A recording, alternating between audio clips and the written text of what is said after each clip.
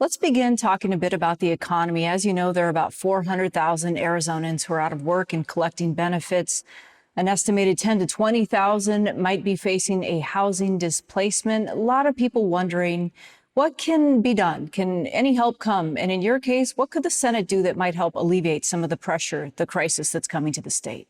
Well, this has been a difficult year for so many people, this first in a century pandemic. I hope everybody's hanging in there, both their health and also livelihoods. And what I first did is bring into action to get the CARES Act out the door, to include those stimulus checks that expanded unemployment and also support to small businesses through the PPP that saved 85,000 small businesses in Arizona and 1 million jobs. But we still need to do more, as you said. And I've gone to the Senate floor to extend the unemployment benefits. Unfortunately, it was blocked by Chuck Schumer.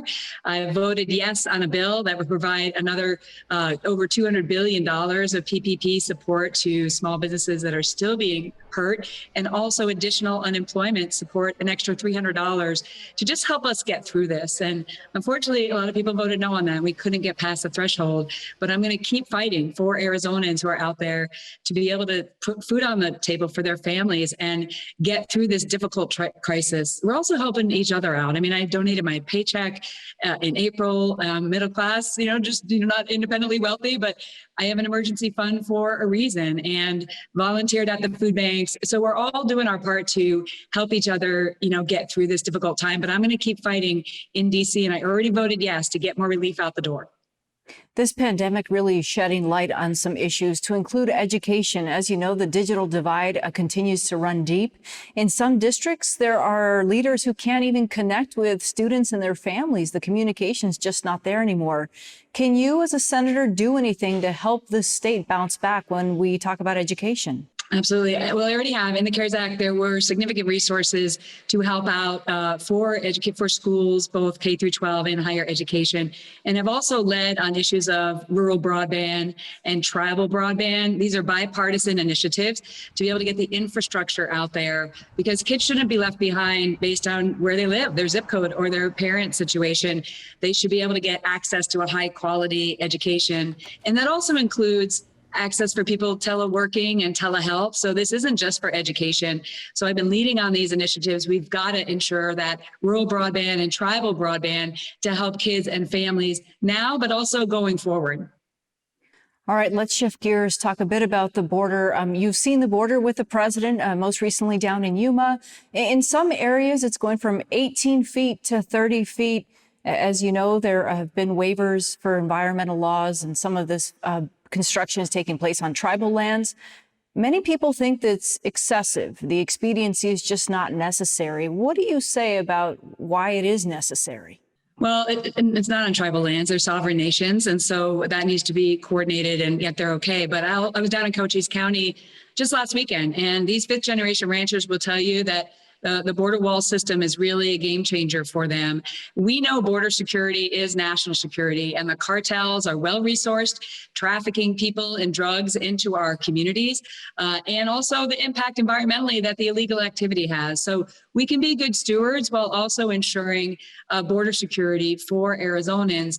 And we see that the system is not just the wall, it's lighting, it's roads for Border Patrol to be able to more easily patrol up and down the border, and sensors that are underground to be able to sense that illegal activity. It helps them do their job better and see where the activity is happening so they can intercept it before it gets over the border.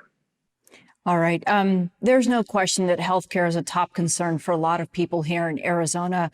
We also face a shortage as a state. I mean, one report puts Arizona as needing maybe 500 more physicians to better serve this community. What would you do as senator to try and help bridge that gap? Well, I've already supported, additional scholarships and paying back of student loans for doctors who come where there are shortages or out to rural communities. These are incredible initiatives I've seen all over rural Arizona, where doctors have come in order to get those scholarships, and they've really fell in love with rural Arizona, and now they're providing care for so many families. So I'll continue to support those types of initiatives and really providing more options, to recruit and retain the best doctors to Arizona. What we need to do is not have the government take over our entire healthcare system, which is what the Democrats do want. They see where the failures are happening, but that would be devastating towards recruiting and retaining the best and brightest to become doctors, to provide primary care and specialty care for Arizonans. So there's more that we can do together to provide healthcare that's more affordable, to ensure we are attracting students to meet their dreams to become a doctor, that we help them, pay off their student loans, and that we're continuing to provide more options for Arizona families so they can afford going to the doctor. They can pay those bills, and that's not just the health insurance. It's the premiums, it's the deductibles, it's the networks, while protecting people with pre-existing conditions. Finally, Senator, next week, many of us will see you debate your opponent for the Senate race. What do you hope the audience, the public, take from this opportunity? Well, glad to see my opponent's coming out of his bunker for one debate. I challenged him to 7. People need to understand the implication of their vote. Our race is not just about whether you like a fighter pilot or an astronaut. Our race will decide who is in the Senate majority. And Chuck Schumer has recruited my opponent. He's poured millions of dollars, told him to hide, just put up some slick TV ads in order for them to gain power. That's not what Arizonans want. Arizonans want freedom. They want lower taxes, less regulation, a strong economy. We're on the verge of a great American comeback. I already cut taxes for the middle-class Arizonans by an average of $2,000. My opponent is against that. He wants to roll those back and supports the largest tax increase in history. I'm supporting people with pre-existing conditions and initiatives that will bring down the cost of health care. My opponent wants the government to take over our health care, which would be devastating for families and rural communities, and also raise taxes. I support border security. I support funding our military. The Obama-Biden administration cut our military. There's a lot at stake here, and the radical left has taken over the other party, unfortunately, and my opponent stays silent. But the implications of their vote are clear. If you want freedom, opportunity for everybody, lower taxes, a strong economy, border security, and a strong military, I'm your girl. If you want the radical left to take over, to include all the implications that are out of step with Arizona, that's the implication of your vote. And this will be an important discussion during the debate. All right, Senator McSally, thank you so much.